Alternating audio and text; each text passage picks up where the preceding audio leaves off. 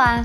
Bem-vinda, bem-vindo à Luterana Floripa. Este é o primeiro culto da série Diga Sim à Vida. A vida é o maior presente de Deus, um dos maiores valores que nós temos. Mas então, por que será que algumas pessoas acabam desistindo da vida? E por que será que algumas pessoas pensam em acabar com a própria vida? Hoje, nós vamos conversar sobre o tema suicídio com a Duília, psicóloga doutoranda da área de saúde, que mora em Pelotas, no Rio Grande do Sul.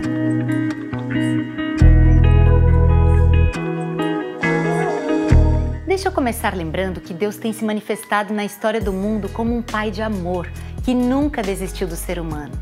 E Ele também se manifestou como Jesus Cristo, em quem Ele se mostrou como Salvador, que morreu na cruz em nosso lugar, provando que Ele nos ama profundamente. Agora se manifesta como o Espírito Santo, o Consolador, que anima e fortalece todos que o buscam. O meu convite é para que você possa ser preenchido por esse grande amor de Deus. Ele está muito mais próximo de você do que você imagina ou percebe. Vamos juntos então ouvir a voz desse Deus, Criador, Todo-Poderoso e amoroso. Senhor Jesus, me ajuda a conhecer e a perceber o Teu grande amor por mim. Às vezes eu estou desanimada, sem motivação para viver a vida que o Senhor me deu. Por isso eu peço que Tu me ajudes a caminhar pelos vales escuros da vida e me agarrando em Ti, Senhor. Amém. Porque Deus tanto amou o mundo que deu o Seu Filho unigênito para que todo que nele crer não pereça, mas tenha a vida eterna. Pois Deus enviou o Seu Filho ao mundo, não para condenar o mundo, mas para que este fosse salvo por meio dele. Eu tenho dado tão pouco valor à minha vida, sou tão frágil e inconstante, esqueço que Deus me ama mais do que qualquer pessoa poderia me amar no mundo. Eu vou ignorando esse grande amor de Deus por mim, e isso me torna mais vulnerável diante das dificuldades da vida. Longe de Deus, a minha vida tem menos valor, e eu não sei muito bem qual é o propósito e o sentido da minha existência. Senhor, me ajuda a enxergar o meu verdadeiro valor. Amém. Saiba que a sua vida tem muito valor para Deus e que não há nada mais precioso para Ele do que a sua e a minha vida. E é sobre isso que fala a nossa música de hoje.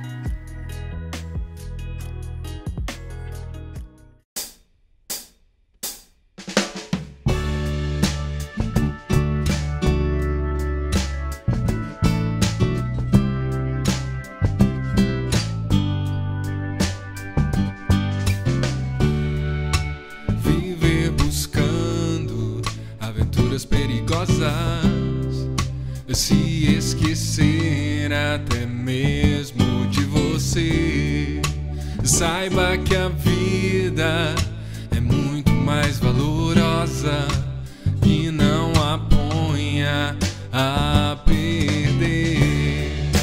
Viver buscando aventuras perigosas, se esquecer até mesmo de você. Pare de buscar quem te quer mostrar a verdade. O nome dele é Cristo, o dono de tudo isso que temos vivido. O nome dele é Cristo, o dono de tudo isso. Ele é o autor da vida.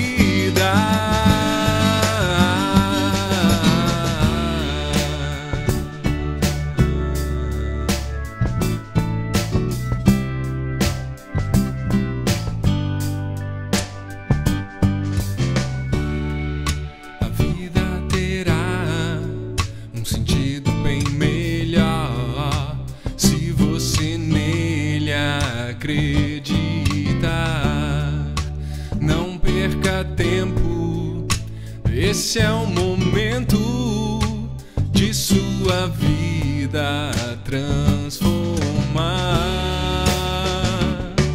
Pense, mas nunca pare de buscar quem te quer mostrar a verdade.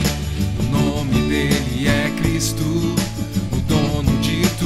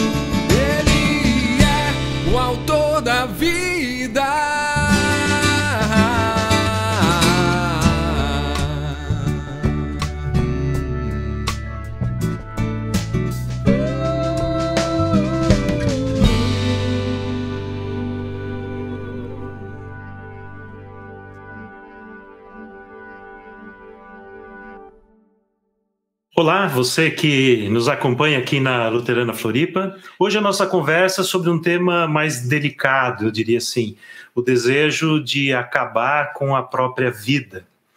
Todos os anos, cerca de 11 mil brasileiros tiram a própria vida.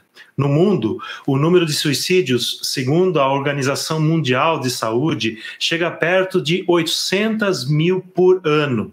Estima-se que cada morte por suicídio afete emocionalmente a vida de cerca de 60 pessoas, entre familiares, amigos e colegas.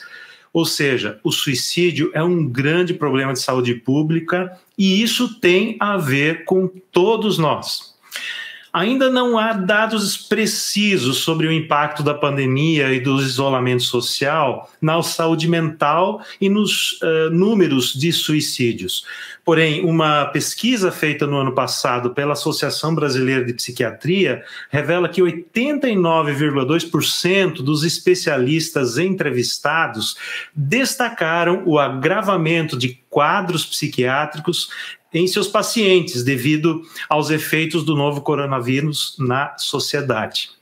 Bom, os conflitos familiares, eles foram potencializados, o medo da doença, a incerteza em relação à economia, a solidão, o afastamento de atividades de lazer, a dificuldade na busca por tratamento psicológico, são fatores que contribuem para essa piora.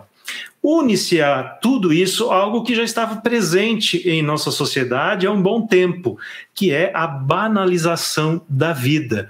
Nós vivemos uma época na qual a aparência é muito mais importante que a essência. E um exemplo claro disso é que, diante de um acidente ou alguém que está em perigo, a prioridade das pessoas parece que é apenas registrar aquela imagem, em vez de prestar o devido socorro e auxílio. Não há espaço para se falar o que sente, para ser vulnerável, muito menos para falar sobre a falta de vontade de viver. Então, quando a aparência e a essência se misturam e os limites entre ilusão e realidade não estão mais claros, a vida é banalizada. Deixamos de nos importar com o outro. A vida é desvalorizada. E a morte simplesmente não é mais reconhecida. Hoje, então, eu convidei para conversar com a gente a Duília. A Duília é uma grande amiga, psicóloga, está fazendo o seu doutorado em saúde na Universidade Federal de Pelotas. Então, obrigado, Duília, por aceitar o convite, né, para conversar com a gente sobre esse tema tão importante, mas sobre o qual nós falamos tão pouco.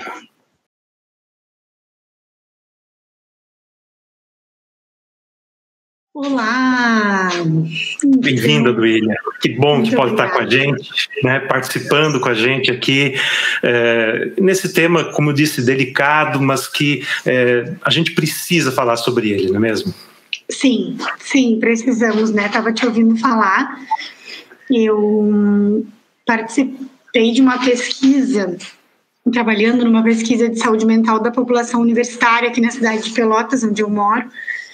E nós tivemos vários casos, né, entre os universitários que apresentavam ideação suicida, alguns até com plano já, e esses foram encaminhados para atendimento, né, muito também desses efeitos da própria pandemia, da mudança do estilo de vida, né, alguns adolescentes, por exemplo, adultos jovens até que eram de outra cidade, estavam aqui para estudar e aí voltaram para casa dos pais, alguma coisa que não acontecia há muitos anos, né, então fatores mas sim um assunto muito pertinente, até porque enquanto a gente ainda tem como prevenir, é importante pensar sobre ele, né? Muito obrigada pelo convite. Não, bem-vinda. Então vamos lá, vamos conversar um pouquinho, tem algumas perguntas, assim, a partir do qual a gente pode refletir com quem está nos ouvindo, nos assistindo, nos acompanhando. Bom, quando acontece um suicídio, normalmente as pessoas mais próximas pensam no que elas fizeram de errado. É um pensamento assim, carregado de muita culpa. Mas a gente sabe, o suicídio é sempre multifatorial. E, a meu ver, não é correto a gente culpabilizar uma pessoa ou pessoas ou situações específicas, né, achando que, por causa daquela situação, por causa daquele decisão ou daquela fala de uma pessoa especificamente, a pessoa veio a cometer, né, o suicídio. Mas existem fatores de risco, né, que podem ser evitados, ou fatores de proteção que de fato ajudam uma pessoa a não atentar contra a sua própria vida, ou pelo menos desestimula, né, esse desejo, essa vontade. Eu queria que você pudesse falar um pouquinho sobre isso, né? Sim. A primeira coisa que eu acho que é importante a gente saber é que quando a gente fala de fatores de proteção e fatores de risco, né, Samuel, a gente não está falando que isso vá acontecer ou não vá acontecer com quem tem tal coisa ou não tem tal coisa, né? Eu trabalhei com dependência química há muito tempo, a gente sabe que tem fatores de risco e fatores de proteção para o abuso de substâncias psicoativas, né, das drogas. Com relação ao suicídio, é importante saber que o respeito, assim, e o conhecimento por parte de alguns, né, da família ou de amigos, acerca dos transtornos mentais que a pessoa possa estar vivenciando, né, como depressão, ansiedade, transtorno bipolar ou algum mais severo, né, mas vamos pensar na depressão e na ansiedade, que são os mais clássicos, né, mais conhecidos. É muito importante que a gente desenvolva uma cultura de respeito acerca dessas doenças, né? Porque esse é um fator de risco muito evidente, assim, né? A paralisação ou o desrespeito, eu diria assim, né? Com relação à doença mental, né? Dizendo como, por exemplo, é falta de Deus, ou isso é algum pecado que tu cometeu e tu tá pagando, ou isso tu tá fazendo para te aparecer, ou o que te falta é uma pia cheia de louça para lavar, essas coisas que a gente ainda ouve em 2021, né? Porque isso é um fator de risco importante. A gente ter que manter uma imagem de saúde mental por medo do preconceito que a gente vai sofrer se a gente disser que a gente não anda bem. Então, se eu tiver ali algumas pessoas, né, poucas normalmente, as quais, assim, eu não tenho vergonha de dizer o que eu sinto, isso é considerado um fator de proteção. Que mesmo que eu sofra, né, uma depressão, qualquer um de nós, né, Samuel, já passou por algum momento em que está sofrendo alguma consequência de alguma escolha errada que fez na vida, para sua vida. Então, mas se eu tiver, assim, um respaldo, né, uma acolhida de ser quem eu sou, independente de quem eu seja, que eu tenha esse espaço, eu tenho um fator de proteção, né? Existem alguns fatores de risco, como a questão de eu ter algum transtorno mental não tratado, não acompanhado, né? De eu ter outros histórico de tentativa de suicídio na minha família ou comigo. Questões, assim, de perdas econômicas muito severas, né? Mas, assim, nenhum, como tu disseste, vai ser um fator, isso é o responsável. Não, é multicausal. Se eu tenho pouca rede, poucas pessoas, quando eu digo pouca rede, não quer dizer que eu tenha poucos amigos, né? Porque a gente pode ter muitos amigos, mas rede, assim, pessoas que me aceitam como eu tô, como eu sou. Se eu tiver pouca rede e eu passar por algum momento, assim, muito delicado da minha vida, né? A perda de um ente querido, uma perda financeira significativa, né? Porque isso também é uma coisa importante, né, Samuel? A nossa sociedade, ela tende a aceitar que eu sofra se eu perder o meu marido. Mas se eu sofrer porque eu perdi meu emprego, quer dizer que eu trabalhei pouco. Então, eu tenho culpa em ter perdido meu emprego. As questões econômicas são muito misturadas com questões de moral. Então, é pior. Eu tenho que sofrer calada, porque eu tenho mesmo que largar currículo. Mas se eu perder um familiar, as pessoas mais ou menos já imaginam que eu estou frágil. E essa fragilidade é aceita. Essa é uma moeda importante. Que fragilidade a gente aceita, né? Dentro dessa rede de apoio, me parece que é bastante importante uma comunidade cristã e a própria fé, né? Uma expressão, a ciência até fala de expressão religiosa, né? Mas a fé cristã entra dentro disso como também um fator importante aí de cuidado, né? Além desse apoio familiar, né? Que você enfatizou, que acho que é realmente bem importante, né? Esse acolhimento, esse apoio, esse reconhecimento, né, da fragilidade daquele que está sofrendo, que está doente, né? Mas a fé, né, e a própria comunidade é algo bem importante, né? Desde que, claro, ela também seja acolhedora, né? Sim, aí é que tá, né? Deixa eu ver se eu me faço entender, né? Mas, assim, a prática da espiritualidade, a fé, né, a fé cristã, ela é um fator de proteção. Isso os artigos vão dizer, para transtornos mentais de modo geral. Por outro lado, quando a instituição igreja, né, assume um papel de controle ou de exigência de algum padrão, ela pode ser um fator que atrapalha. Uhum. Então, por isso que a gente, nas nossas comunidades, né, eu tenho uma experiência, né, numa comunidade cristã de muitos anos, a prática dos pequenos grupos, por exemplo, ela é uma prática de proteção muito clara. Porque eu tenho uma troca de olho no olho, de efetividade. Até no tempo da pandemia, que a gente não pôde ir para o grande grupo, para a grande celebração, eu tenho alguém que está atento se eu sumir do grupo do WhatsApp, se eu começo a colocar alguma frase de despedida, né? Agora, assim, se eu participo de uma comunidade mais distante, né, onde o que eu apresento é mais importante do que o que eu sou, eu posso ter um fator que reforce o quão ruim eu sou. Então, a questão da comunidade cristã, aquela comunidade lá de Atos, né, aquela comunidade é um fator de proteção importante. Aquela de que o que é meu é do outro, de que eu estou atento se o outro não veio, de que eu quero saber, escuta, faz horas que eu não te vejo, né? Essa comunidade, eu diria que ela é estrutural para a nossa saúde mental. Mas quando eu estou participando à distância, muito mais numa linha de cobrança, de um padrão de vida meio fariseu, aí eu tenho fator de risco.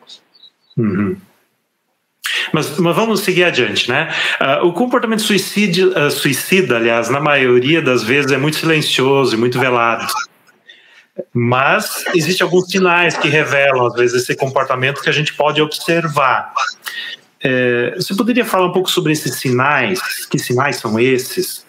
Você já começou a falar sobre isso, né? Mas acho que evidenciar um pouco mais. Sim. Alguns sinais muito claros, né? Quando a gente tem um transtorno mental depressivo, né? Que vocês vão já conversaram em algum momento, nós temos aquela questão que a gente explica na psicologia, né, Samuel? Que é uma espécie de um filtro que eu enxergo tudo pelo ponto negativo, né? Então, o plano do suicídio, a ideação suicida, elas pra gente, elas são separadas. Então, uma coisa é eu pensar, era melhor eu não viver. Outra coisa é eu pensar, já que era melhor eu não viver, eu comecei a pesquisar na internet sobre medicações que matam. Porque se eu ingerir um número X de medicações, eu X jeito vou morrer. E outra coisa é eu comprar os remédios. Então, a pessoa pode estar em pontos diferentes com relação ao suicídio. Tá? Mas, assim, de um modo geral, falas, né, com relação ao aspecto físico, tá? Com a imagem, com o que eu vejo, a pessoa não me falou comigo, né? Mas, assim, um olhar distante daquele que a gente chama que atravessa, né? Eu olho, mas eu não olho. A questão de uma presença ausente, a pessoa tá ali, mas ela parece desconectada do que está acontecendo naquele momento, e daqui a pouco ela larga uma frase assim, muito solta, como se ela não estivesse nem nos ouvindo, tá? É importante a gente atentar. Alguns descuidos extremos com higiene, com autocuidado, quase como se eu me tornasse invisível onde eu tô. né, nesse sentido. Então, essas algumas coisas assim externas. Com relação às frases, né, são frases soltas, frases de despedida, frases no sentido de seria melhor que eu não estivesse aqui, eu só te dou trabalho ultimamente, tu vê como a minha vida tá tão ruim que era melhor que eu não estivesse aqui. Eu queria dormir. Eu queria dormir e nunca mais poder acordar, né? Isso. Eu queria dormir um sono profundo. Eu queria acordar como só quando todos os problemas do mundo tivessem resolvidos. Eu preferia assim, quando tem uma potencialização de a tua vida é tão boa e a minha é sempre um fracasso, essas frases. E alguns comportamentos, né? Como, por exemplo, terceirização de cuidado de pessoas, terceirização de bens, resolução de algumas coisas, assim, caso eu venha a faltar, né? A própria questão de despedidas, né? Resolvendo, assim, muitas coisas. Eu tenho uma coisa para resolver com o Samuel, uma coisa para resolver com o fulano de tal, e eu começo a resolver aquilo no sentido de que eu vá em paz, né? Então, essas coisas a gente pode atentar. Eu acho que com relação às frases, né, é importante a gente dar atenção, né, não simplesmente achar que isso é bobagem, né, porque o que eu percebo às vezes é isso que se tem no senso comum, isso é bobagem, a pessoa só está falando, né, pode até ser que seja bobagem, mas aí vai justamente da nossa atenção, da nossa acolhida, do nosso amor, do nosso cuidado, né, que é importante a gente perguntar, mas o que está acontecendo, né, está acontecendo alguma coisa diferente com você, né? Então, é só perguntar, né? É só entrar em contato, né, com essas questões, né? Sim, e aí, né, Samuel, acho que é importante, assim, quando, há uns anos atrás, né, quando eu era pequena, por exemplo, as pessoas diziam, essa criança está chamando atenção, deixa, né? E aí a gente foi estudando, até que hoje a gente sabe que se alguém se joga no chão para chamar atenção, isso quer dizer alguma coisa. Né? Isso quer dizer alguma coisa. Então, se eu preciso ameaçar que eu não vou estar mais aqui daqui a uns dias para que alguém me olhe, isso também quer dizer alguma coisa, né? É só para chamar atenção. Pode ser. Mas por que eu estou usando essa via para chamar atenção, né? Sim. Isso é muito sério, assim, né? E é isso que tu dizes, assim, né? Quando eu observo, né? O Samuel tá distante, ele tá estranho. E aí, esses dias eu mandei uma mensagem, ei, como é que tu tá? E aí ele disse, eu tô esperando a vida passar. Essa é a hora de dizer, né? Puxa, estás esperando a vida passar? Mas tu é tão importante para mim, que bom que eu te mandei mensagem, né? E aí não é num sentido de dizer, mas tu tens uma vida ótima, Samuel, por que não estás aproveitando a tua vida? Então, duas coisas que a gente precisa evitar, né? Não, talvez eu antecipe, mas acho que é importante dizer nesse momento. Evitar falar, para com essas bobagens, porque a tua vida é maravilhosa, tá? Porque não é uma bobagem. Porque daí a gente está julgando, né? A gente está julgando, a gente não está amando, a gente não está acolhendo, a gente já está emitindo um julgamento de valor sobre a pessoa, né? Então, duas coisas que acho que são importantes evitar. Essas frases de desqualificação, né?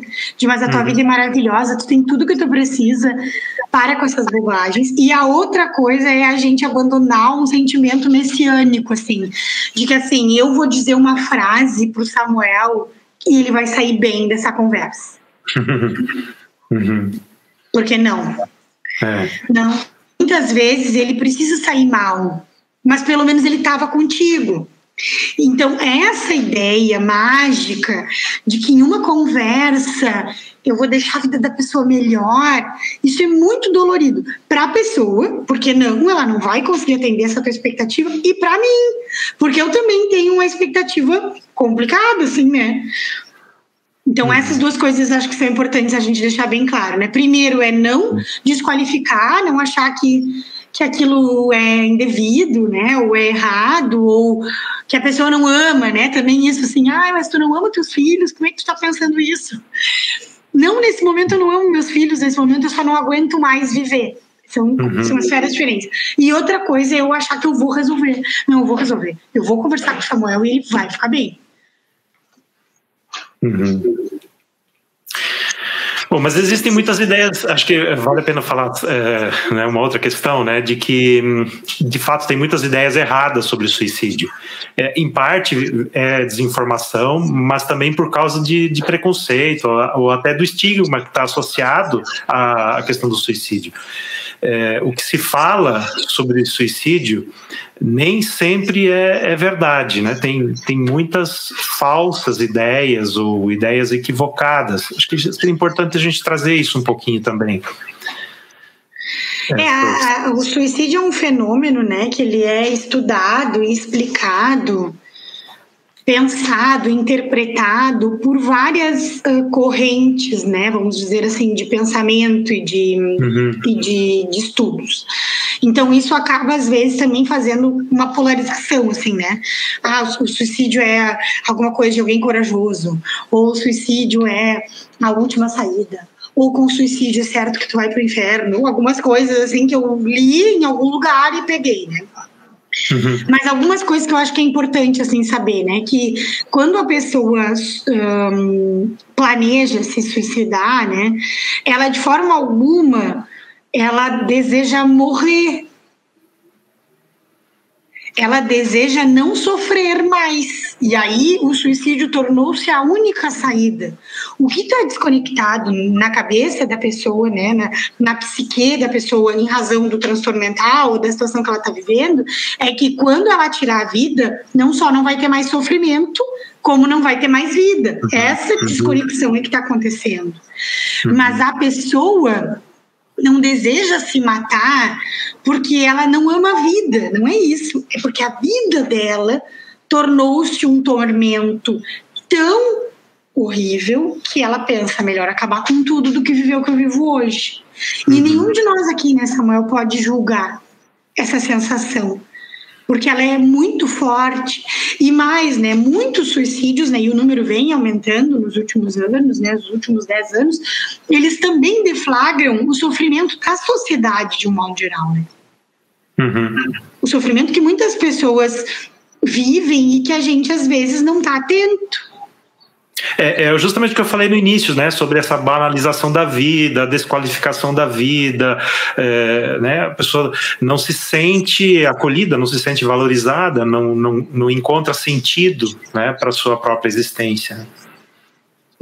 E às vezes, né, por mais que a gente saiba que existem várias razões para a gente defender a vida, no momento do tormento, a pessoa não consegue enxergar essas razões, né? Então é importante, ela tá falando, mas ela não vai fazer. Não, ela pode fazer mesmo. Ela pode fazer mesmo. Aliás, muitas vezes depois que a pessoa comete o suicídio e morre, muitas pessoas se dão conta de várias vezes que passaram por ela e acharam que aquilo estava estranho. Mas acharam, não, mas ela passou por mim, ela estava estranha, mas ela vai encontrar o Samuel hoje. Então talvez o Samuel fale com ela. E aí o Samuel, quando falou com ela, estava preocupado com alguma coisa que estava acontecendo e pensou, tá, mas ela vai para casa e ela mora com fulano de tal deve estar vendo. Então essa também é uma questão que a gente precisa cuidar, né, Samuel? O suicídio, ele tem muita raiz no isolamento emocional. Então, quando a gente percebe alguma coisa, se eu não tenho coragem de falar com o Samuel, porque eu não me acho preparada, porque eu não sei o quê, é importante falar com alguém da confiança do Samuel, né? Poxa, eu vi o Samuel hoje, tu tem observado alguma coisa? Para dividir, né? Para conversar sobre isso. Mas essa ideia de que o suicídio é uma culpa individual, de que é culpa do Samuel se ele tentou se matar, é uma das crenças assim que não fazem sentido, né? O Samuel, ele tá dentro de uma esfera maior, ele passou por outras pessoas, ele convive numa comunidade. Então, esse cara, ele não se matou no deserto do Atacama, assim, sabe? Ele tá dentro de um grupo. Então, ele também, às vezes, dá voz a um sofrimento grupal maior, né? É por isso que falar sobre o suicídio é tão importante. E acho que aí tem uma das fantasias ou ideias mais erradas, né? De que a gente falar sobre isso vai motivar as pessoas, mais pessoas a cometerem suicídio, né? Muito pelo contrário, né? Quanto mais a gente falar sobre esse assunto e conversar sobre ele, né? Com naturalidade, assim como a gente está fazendo aqui hoje, né? Conversando com as pessoas, né? Sobre esse assunto que é super importante, né?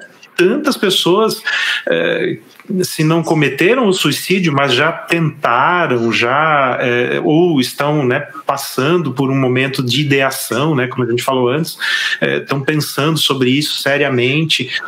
Então a gente precisa falar sobre isso, né? É um assunto que precisa ser democratizado, vamos dizer assim, né?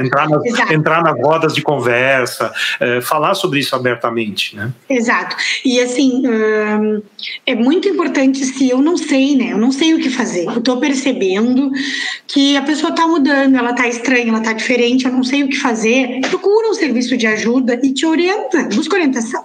Tem o CVV, que é 24 horas e que atende. Até eu posso ligar para lá e dizer, olha, tem uma amiga lá da igreja e eu tô achando ela muito estranha, o que eu posso fazer? Pede ajuda, pergunta, porque nós não estamos sozinhos. Toda vez que a gente fica quieto, não fala sobre o assunto, se isola, a gente está reforçando esse sentido de estar só. E nesse momento, a comunidade cristã tem muita importância nesse sentido, para não reforçar esses estigmas, né? É falta de fé, é porque o fulano não ama o suficiente a Deus, ou não ama o suficiente a sua família. É melhor a gente orar por ele, que ele tá, que é a única coisa que a gente pode fazer. Claro que a oração é a ferramenta mais forte que a gente tem de todas, né? Até porque aí a gente age com forças que não são nossas. Mas nós estamos aqui, então nós podemos ligar para um lugar. Se eu não quero ligar no CVV, tem CAPS, né? O Centro de Atenção Psicossocial, o CAPS, ele é preparado para atender urgência, emergência e crise, né? Eu posso ir até o CAPS e conversar com quem me acolher e dizer, olha, eu tenho uma amiga, eu não sei, eu acho que ela está estranha, o que a gente pode fazer? Não tem o CAPS? Bom, tem vários sites que fazem atendimento, né? Não tem o CAPS, não tem ninguém. Conversa com alguém da tua comunidade cristã que tu saiba que é da área da saúde mental, que pode te ajudar.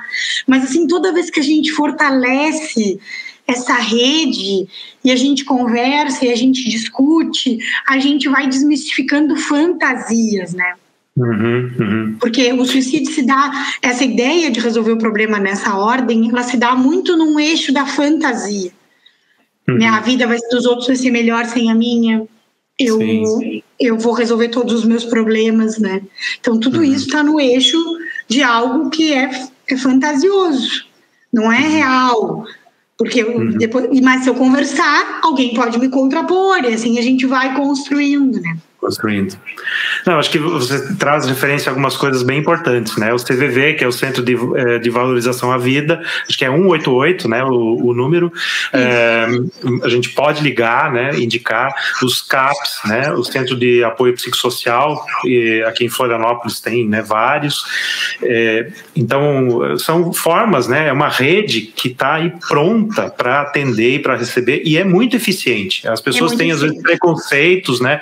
Mas especialmente com relação à ideação suicídia, perigo de suicídio, a rede funciona muito bem.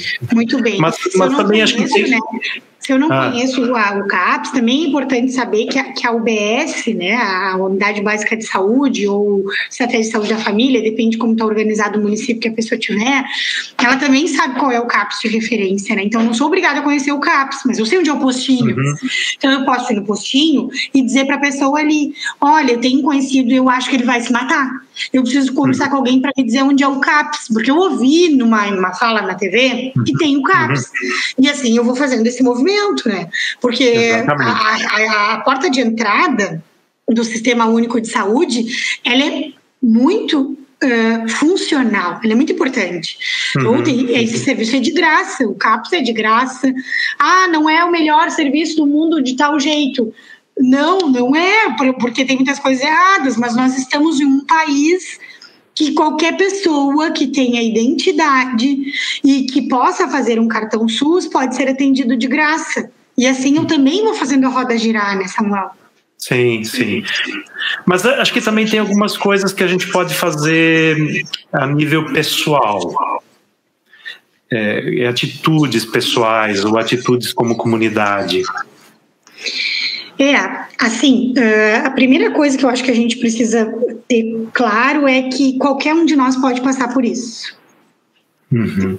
Essa é uma questão importante, porque o jeito que eu olho o outro tem um processo muito meu, assim, né, de eu saber que eu também posso passar por isso. Então não adianta eu olhar para o outro com um olhar de desvalorização, com um olhar de desvalia, com um olhar de ele tá assim por causa de tal coisa, né? A depressão, a ansiedade, elas são fenômenos que qualquer um de nós pode passar. Qualquer um de nós, o pastor, o filho do pastor, a professora, a psicóloga, né? Então, essa primeira coisa é um movimento muito nosso, assim, né, Samuel, de olhar o outro e ter clareza que qualquer um de nós pode passar em qualquer momento da vida. Então, para ir desmistificando um pouco essa ideia de que o outro veio com defeito, né? Que ele ali está com defeito. Atitudes, assim, de escuta. E aí, quando eu falo de escuta, são escutas efetivas, né, Samuel? Às vezes a pessoa esteve com a gente, ela falou alguma coisa com a gente e a gente estava com a cabeça em outro lugar e passou. E a pessoa, quando vem falar com a gente, quando ela tá depressiva, ela se ensaia muito para dizer aquilo, né, Samuel? Aquela era uma oportunidade importante para ela. Então, uma outra atitude pessoal e da comunidade que eu acho que são importantes é estar com a cabeça e o corpo no mesmo lugar. Para estar atento à pessoa, né? Ao olhar da pessoa, a troca, né? Por sorte, a máscara não tapa os olhos. Então, a gente consegue ver o olhar da pessoa, né? Então, é importante, assim, a gente estar atento à pessoa, atenção à pessoa. Então, acho que primeiro é isso, sim, de saber que qualquer um pode passar e aí tentar se despir um pouco desse preconceito de que o outro aqui tem esse problema. Segundo é estar atento à pessoa, né? Atento ao que ela está te dizendo. Eu não entendi o que tu falou, tu pode falar de novo. As pessoas falam que os psicólogos têm a memória melhor, né? Tu lembra de tudo, tu vê, eu conversei contigo. Mas é importante a gente saber que a gente não tem nenhuma memória assim super importante. A questão é que a gente tem um treino de estar ali com a pessoa, atento, ouvindo. Eu não posso estar pensando em outra coisa. Posso, eu sou um ser humano, eu posso, mas nós somos orientados, ensinados e fazemos isso nos estágios a estar atento. A gente lembra dos nomes das pessoas, né? Nem o paciente lembra, às vezes a gente lembra, porque a gente estava atento. Então, acho que exercitar a atenção. E outra coisa é o exercício da compaixão, né? Não, eu não sei como é estar no teu lugar, mas eu não quero te abandonar. Eu não quero te abandonar, eu vou fazer todo o possível para não te abandonar. Não, eu nunca sofri do jeito como tu está sofrendo, mas eu imagino que deva ser muito difícil, eu tô aqui. E não assim, eu já passei por isso passa. Não te preocupa que isso passa. Como assim?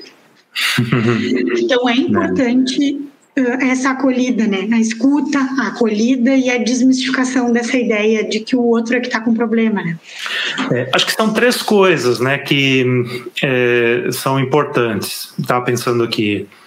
Ouvir com amor e atenção, tratar com respeito e ter empatia com as emoções que o outro está vivenciando. Acho que são essas 3 coisas que cada um de nós pode ter e vai ajudar muito, né, no acolhimento e na prevenção, no cuidado com quem está, né, vivendo,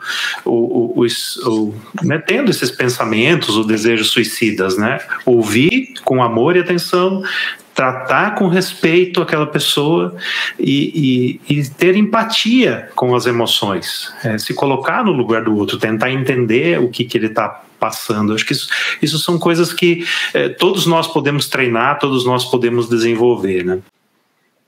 E se a gente em algum momento, né, Samuel, entender que a gente não consegue, sabe? Às vezes eu não consigo conversar sobre esse assunto com tal pessoa. Eu vi que ela tá diferente, mas eu não consigo. Aí acho que é bem importante, né, a gente pensar no papel da nossa fé, da oração, né? De pedir que Deus levante pessoas, que Deus me dê força. Eu também não tô sozinho nessa, né? Não é uma barra fácil, por isso que a gente não faz sozinho, né? Não se responsabilize sozinho pelo cuidado de alguém com episódio de depressão grave, né? Profundo, assim, que a gente chama de crise. Não se responsabilize sozinho.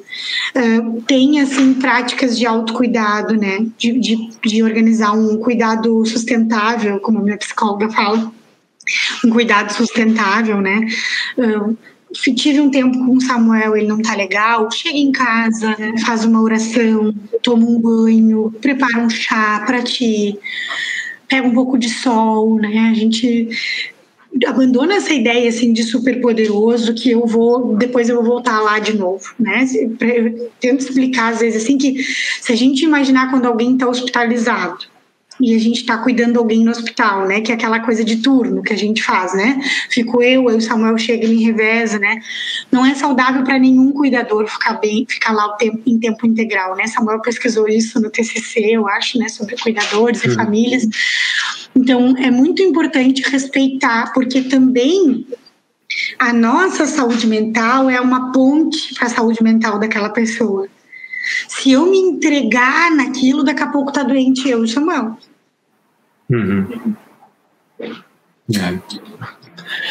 Exatamente. Legal, muito bom nossa conversa. Espero que isso possa, né, estar ajudando você que está nos assistindo, nos ouvindo, né, nos acompanhando. Mas eu quero encerrar com uma palavra bíblica, uma palavra que eu acho que é muito relevante para esse tema que sobre o qual a gente está conversando hoje, que é o Salmo 139, versículo 14. Ali diz assim: eu te louvo porque me fizeste de modo especial e admirável, e as tuas obras são maravilhosas, e disso eu tenho plena certeza. Eu acho fantástico essa declaração do autor, né? Eu tenho plena certeza de que aquilo que Deus fez, ele falando da sua própria vida, é algo muito especial, é algo digno de admiração, é algo fantástico, maravilhoso. Eu não sei, né, se você que nos acompanha, se você percebe que toda manhã, quando você se olha no espelho, você está diante de uma das grandes maravilhas da criação de Deus. A gente não gosta muito de pensar nisso, né? Mas é isso, é o que esse versículo está dizendo e é o que eu creio, né? A Bíblia diz que nós fomos feitos de uma forma especial, de uma forma admirável, e não existe melhor maneira de a gente começar o dia do que olhar no espelho e refletir nesse milagre que você e eu somos, que nós somos. Uma obra-prima do Criador do Universo. Eu acho que isso é algo fantástico, né? Eu e você, nós somos especiais, né? Nós fazemos parte desse plano maravilhoso e grandioso de Deus. Você talvez, né, não consiga ver o plano, mas Deus vê. Talvez você não perceba como é que você se encaixa, né, nesse panorama geral da vida, mas Deus vê. E às vezes é isso, né? A gente fica sem saber muito, não tem clareza, não tem sentido. Mas eu creio que um dia a gente pode entender, e a gente, na medida que a gente entende, a gente fica maravilhado, né, com a maneira admirável como tudo foi formado, como tudo foi criado, e como Deus de fato, né, conduz todas as coisas. É claro que às vezes às vezes não, né? Na verdade, muitas vezes a gente perde essa percepção, né? Por isso que acho que é importante a gente olhar para o Salmo que nos traz isso de uma forma tão clara, né? E a gente mistura muito isso, né, Samuel? Ficar com receio de passar por um orgulho, para alguma coisa errada, né? Mas Deus me fez de sobremodo fora do natural a obra de Deus, né? E é importante a gente saber que tem como sair disso. Existem outras saídas. Eu não as vejo. Eu não vejo nenhuma outra saída nesse momento, mas eu preciso falar com alguém para tentar achar outra saída, porque elas existem. Milhares de pessoas no mundo inteiro já passaram por isso e conseguiram outra saída. Então, existem outras saídas. Eu posso não as ver, mas então que Deus ajude a gente, levante pessoas para me ajudar a ver. Né, se algum de vocês está passando por isso nesse momento, as portas, né, lá do Samuel estão abertas, as portas da comunidade estão abertas, a internet está aqui também, existem vários sites. Não desista de falar, de pedir ajuda. Te comunica com as pessoas da igreja, te comunica com o teu postinho, com o teu CAPS, com alguém que tu conheças e diz, olha, eu não estou bem, eu só penso que seria melhor morrer. E se tu ouvires essa frase de alguém, também acolha, né? Porque é uma rede, é isso, né, Samuel? Tem saída. Tem saída. Milhares de pessoas já passaram por isso e tiveram outra saída. Quem de nós não conhece alguém que já passou por isso e conseguiu? É possível. Exatamente. Obrigado, Duília, por dedicar esse tempo com a gente, compartilhar suas experiências, seu conhecimento. Muito obrigado por esse tempo. E meu desafio para vocês, né, que nos acompanham, vamos valorizar a vida que Deus nos confiou. E vamos ajudar as outras pessoas a fazer o mesmo. Como a Duília disse, tem saída. Né? Tem muitos caminhos. Talvez você não consiga ver, assim como você não consegue ver que você é alguém especial e digno de admiração. Também você não consegue ver saídas, né, alternativas. Mas o que a gente, né, eu e a Duília queremos com todas as letras dizer: tem muitos caminhos, tem muitas saídas, né? A gente precisa acessar as pessoas, buscar a Deus, né? Se agarrar na fé, na caminhada, no sistema de saúde. A gente tem uma rede enorme, né? E muitas possibilidades. Então, gente, Deus abençoe vocês. Obrigado por nos acompanhar mais uma vez aqui nesse tempo aqui de culto, de celebração, de reflexão. Fique na paz de Deus. Amém.